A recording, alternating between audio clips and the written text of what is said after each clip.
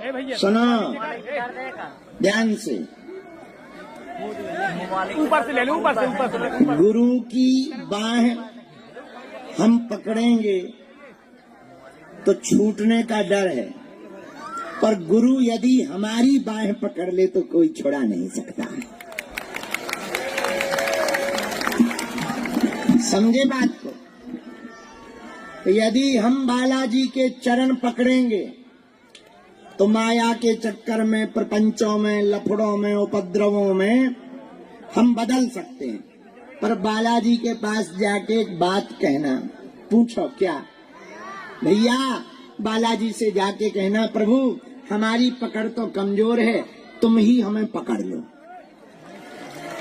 तुम्हारी तो मजबूत है पकड़। तुमने तो ऐसा पकड़ो तो रावण के नानी याद आ गई थी। है? और तुम्हारी पकड़, तुम्हारे बंधन से कौन? अच्छा एक बात बताओ, हनुमान जी जिसको बांध दें वो कोई छूट सकता है? विचार करो, हनुमान जी के बंधन में बंधा हुआ व्यक्ति क्या छूट सकता है? लेकिन तुम अपने हाथ से रस्सी बांधो तो छूट सकते हो, हैं? हाथ से रस्सी बांधो तो छूट सकते हो, पर हनुमान जी बांध दें तो क्या छूट सकते हो? यही तो तुम्हें मंदिर पे जाके कहना है, हमारा बंधन तो कमजोर है, यदि हम खुद बांधेंगे, तुम अपने से हमें खुद बांध लो, तुम्हारा बंधन मजबूत है, हम छूट नहीं पाएंगे। बात समझ आ गई? तो भगवान से नाता परमानेंट का जोड़ो। उनसे कहो, प्रभु तुम बिन कौन हमारा। और सच भी यही है, परमात्मा के अलावा कोई किसी का नहीं है, भगवान के अलावा कोई किसी का होता भी नहीं है। यहाँ तुम आए हो, अच्छी बात है, पर्चा बनवाओगे, चमत्कार देखोगे, खिसक लोगे, क्या उससे भला हो जाएगा? पर्चा से भला नहीं होता, हनुमान जी की चर्चा से भला होता है।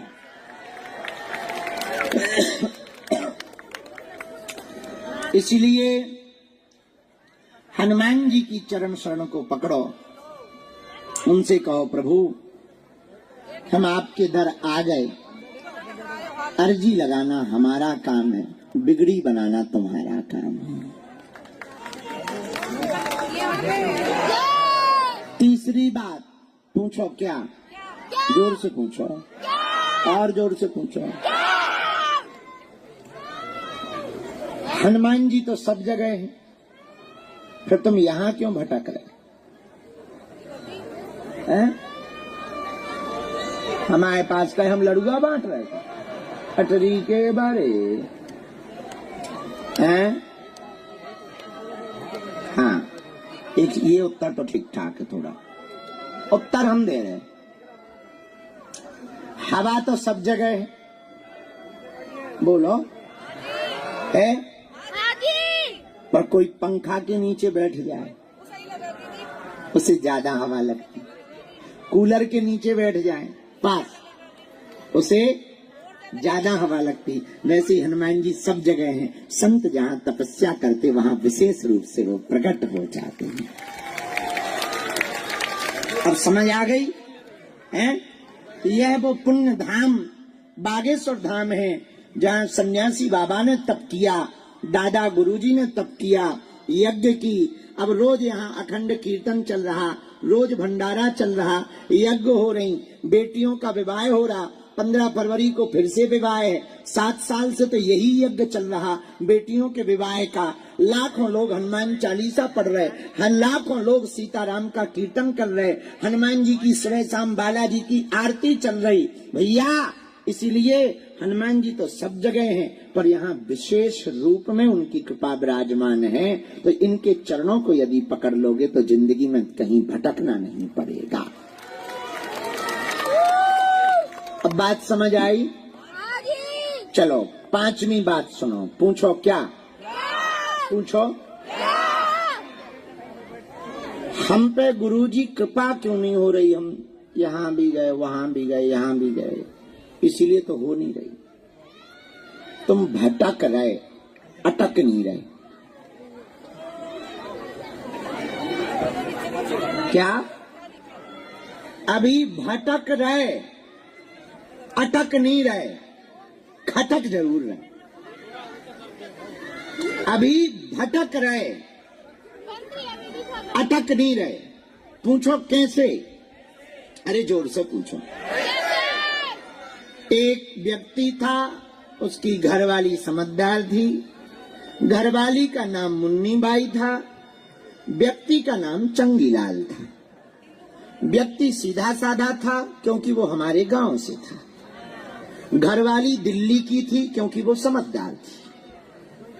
शादी गड़ा में हुई। एक दिन बाजार जाने लगा। घरवाली ने कहा कहाँ जा रहे? बोले मार्केट। बोले बरसात आने वाली है, छाता खरीद लाना। उसने कहा पैसा दो। उसने 10 का नोट दिया। और पत्नी ने कहा जा तो रहे हो, एक बात ध्यान रखना। बोले क्या? बोले दुकानों पे ठगने वाले लोग बहुत बैठे हैं, कीमत जो बोले उससे आधी कीमत में लेके आना। दुकानदार झूठ बोलकर डबल कीमत बोलते हैं, कान खोल के सुन लो, आधी कीमत में लेके आना। पति चूंकि पत्नी का आज्ञाकारी था और पत्नी की आज्ञा को मानता था। पति मार्केट गया, दुकानदार से बोला हमको छाता चाहिए। दुकानदार ने छाता दिखाया, छाता की इसने कीमत पूछी, कीमत उसने 16 रुपया बताई। पुराना जमाना, सस्ता जमाना, छाता 16 रुपया का मिलेगा। इसे पत्नी की शब्द याद आ गए कि हम तो 8 देंगे।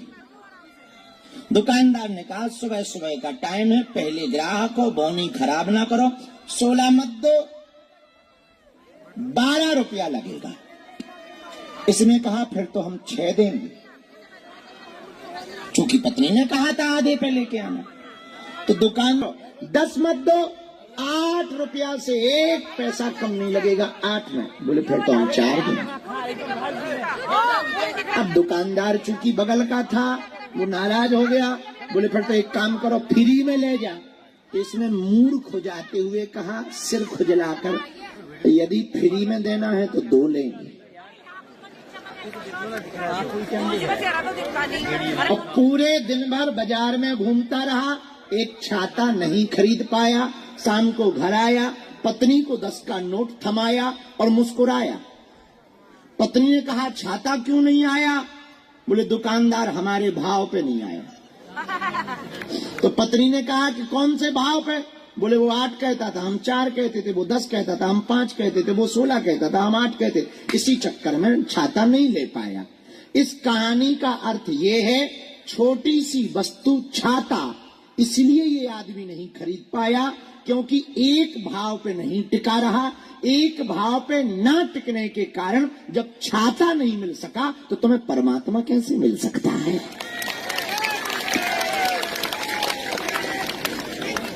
बात समझ आई? आ गई? जरा कान खोल के बोलो, जम के बोलो। तो जब एक भाव पे टिकने के कारण छाता नहीं मिल सकता तो क्या बालाजी की कृपा मिल सकती है? तो तुम कहते कि हम पे कृपा क्यों नहीं हो रही? क्योंकि तुम भटक रहे, अटक नहीं रहे। अटकोगे, हमारे दादाजी सुनाया करते थे, अटपट लीला राम की झटपट समझ न आए। अटपट लीला राम की झटपट समझ न आए, जो मन की खटपट मिटे सो चटपट दरस हो जाए।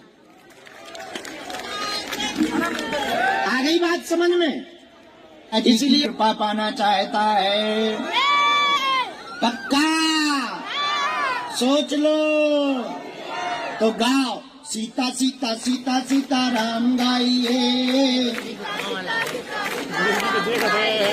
सीता सीता सीता सीता राम गाइए। हाँ, सीता सीता सीता सीता राम गाइए, सीता राम गाइए, राजा राम गाइए, सीता राम गाइए। कदी वाले बाबा की, गुरु और गोविंद की। नमः पार्वती पते।